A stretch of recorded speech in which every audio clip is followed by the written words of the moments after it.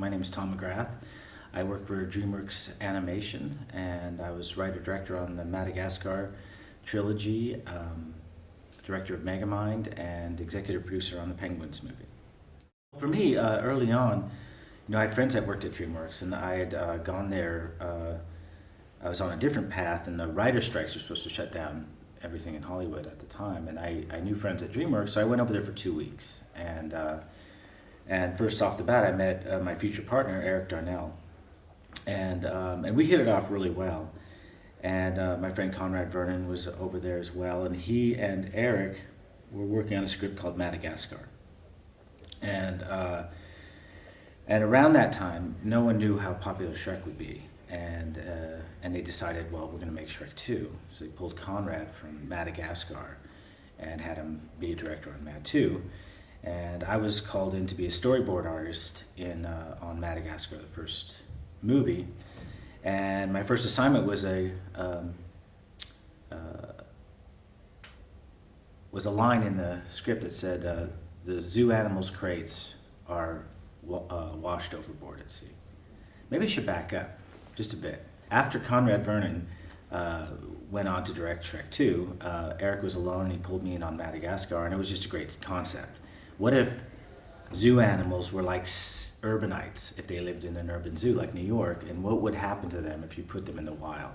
And the logline for the film was Seinfeld in the jungle, in a way. And so, that was kind of a funny premise idea. And then as the script was developed by Mark Burton and Billy Frolick, it became more of a story of two friends, a lion and a zebra, and what would happen to them if their animal instincts or the wild was telling them that they shouldn't be friends. And so it was a great concept for a film. And I came on after the first draft, and as a storyboard artist, and there was a page I was given. A storm at sea washes the animals' crates overboard, and that's how they get to Madagascar, obviously. And at the time in the film, all the animals from the zoo, these animal activists, came in, tranquilized all the animals, and were relocating them to Africa. And I was just thinking, well, a storm at sea, we've seen that before many times. Castaways was just out at that time, and I thought, well, it'd be funny if some animals didn't want to go to Africa, because I knew the Central Park Zoo had penguins too. And it was late one night, and I was working on all these storm at sea shots, and I was at a restaurant, and it occurred to me, this idea came across.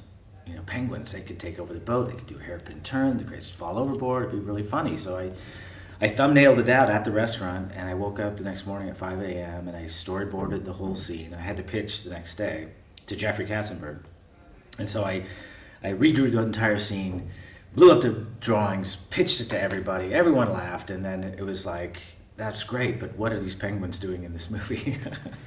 And it was right, because what I neglected to do is I didn't board the scene with the animals in the crates, the main characters. And people were going, what is with the penguins? They're funny, but what are they doing in the movie?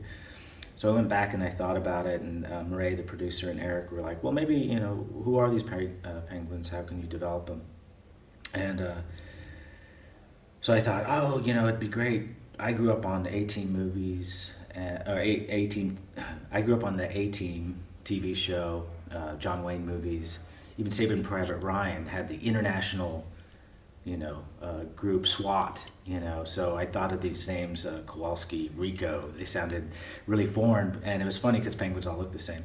Kowalski's from Debbie Kowalski, a friend in high school. And I thought, okay, this is the skipper. He's the guy in charge, and then his right hand is Kowalski. He's like Mr. Spock. He's the intelligence guy.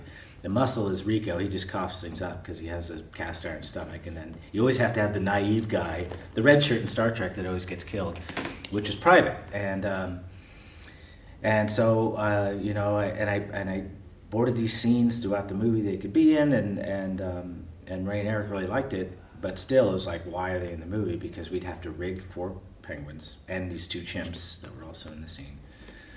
And so we kept, even though we got pressure to maybe cut them out and focus on the main characters, we just, it's a testament to Eric and Murray to keep them in. And so I did a scene where they came up, they dug up at the beginning of the movie, or they were tunneling out at the beginning of the movie. And once I was made director, Eric and I decided to give him job security by putting them in the story. And if we put a scene where they dug up in the zebra's enclosure and inspired him to go to the wild, they'd be part of the story and they'd have job security, and he couldn't cut them out. And that's exactly what happened. And as they kind of evolved in the picture, it was a great opportunity to mirror what the main characters in the story were going through. What is home? How do we define home? Is it a place or who you're with? And do animals belong in the zoo or in the wild? And the penguins were a comedic reflection of that, because they just wanted to go to Antarctica and they thought it was great. And as soon as they get there, they realize it sucks. And that was like the midway point. We go to Antarctica and the penguins are just standing on the Ross ice shelf. And so it was a little bit of a parallel, same as at the same time the zoo animals were in Madagascar and their animal urges were creeping to the surface, and they realized the wild wasn't what it was cracked up to be. So, the penguins then, we wanted to bring them back. I storyboarded this scene where they're adrift in a lifeboat with 5 o'clock shadows. And it was the classic, Lost at Sea moment with these penguins. It didn't make Madagascar 1, but they did get back to the island. And as it turns out, they were the capable ones that could help defeat the nemesis. And at the end, they found their happy place by just sunning themselves on a beach, which is, kind of weird for penguins, but it was true to our story. And when we screened the movie, we realized we didn't have an out for Alex the lion. What does he eat if he can't eat steak? And the penguins had the perfect answer for that, which was sushi. So, late in the game, the penguins can provide the solution. So they made him sushi, and that's because it was a big question on people's mind. What's he going to eat if he can't eat steak? So in a way, they almost didn't make it, but then, they found a way into the movie. And I think that's the beauty of animation is, as opposed to live action, where you work on the script so long that you might miss an opportunity like that. Because in animation, we draw the whole movie, and whatever works sticks. And whatever doesn't, you can just, dump away, and it's just drawing, so it's not like film footage. And same thing with Julian, the lemur king on the island. Julian was an original character who sat in the back of this Amelia Earhart's plane and asked 2 questions. And so we brought in Sacha Baron Cohen. At the time, no one knew about him in the States. And he was so funny, and he would turn 2 lines into 8 minutes of comedy. And we just thought, this guy has to be the king of all the lemurs. So again, it was just one of those things where, you have the opportunity to take the things that work great and then expand on them, and get rid of the stuff that doesn't work so well. The penguins didn't really have that much screen time, but there was impactful screen time. And since they didn't have to carry a story, they could be pure comic relief. And what was funny to me about them is, they're little penguins, but they're acting like it's a World War II movie taking over the boat, and it's high drama. Don't give me excuses, give me results, And everybody's like wiping their brow, and it's funny coming out of a penguin. So that was the comedic idea, and they didn't have a huge part, but people loved the penguins, and through the series of movies, we got to define their characters more. Kowalski's Mr. Spock, or his intelligence became more clear. Private's role as the heart or the moral compass, the kind of the Jiminy Cricket of the group, the cute guy, but he's got a big heart, started to surface. And these characters kind of, got a little deeper and started to have more personality, which ultimately led to, they could support their own movie. But they should be their own comic relief. They can be just as funny, but we could also tell a story of how they came to be, the inner workings of the group, and then add some new characters like Benedict Cumberbatch's character, who's James Bond to Skipper's John Wayne.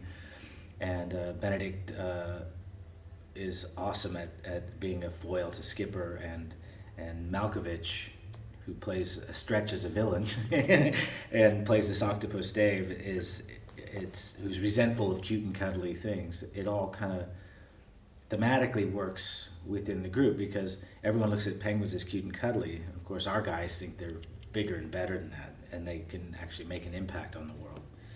But they treat Private the same way the world treats them. And so even with external forces on the penguins, there's still an internal story of like, hey, every part of the team is important, even the heart. because without the heart, the muscle, the brain, and the gut don't work, you know. So I think that's even though the penguins can be really funny in their movie, there's also a little theme underneath. That's what was genius about having Robert Stack in Airplane, because he played the high drama, and Lloyd Bridges just played the wackadoo. But those were the types. Those were the '50s He-Men kind of types, and to me, Charlton Heston was like, I grew up with Planet of the Apes, and a guy who smokes a cigar on a spaceship. His man's still waging war against his brother, and then he injects himself with tranquilizer before he even gets in his bunk, and it's like, wow, that's a dude. And so to me, it always kind of cracked me up, and I pitch the penguins since I drew them, and I do my poor man's Robert Stack. In the first movie, he's really dry. There's no sauce on him at all. It's just like, Rico, progress report. That it was constantly one note. And then during the course of the movies, Charlton Heston started to get in there, and I'd like to kiss you, monkey man, that sort of stuff, and so he became a lot more smarmy and a lot more modulated. He had when you bring in sometimes you could bring in Peter Graves or bring in Charlton Heston. My interpretations of them anyway. They're not like I'm not an impersonation person, but it gave him different modes to be in. When he was happy, he could be more Heston-y, when he was angry, he could be more Stack, and so it's fun. And the thing about doing the voice, for me, which was a great education, was actually being behind the mic and being in the shoes of the actors you work with and direct, because you realize how vulnerable you are behind a mic with no sets, and context is king. So just to be behind the mic and to do that, I realized, this is the kind of direction I would want, so that's what I give to actors. So it was great to play both sides. And it's just a lot of fun.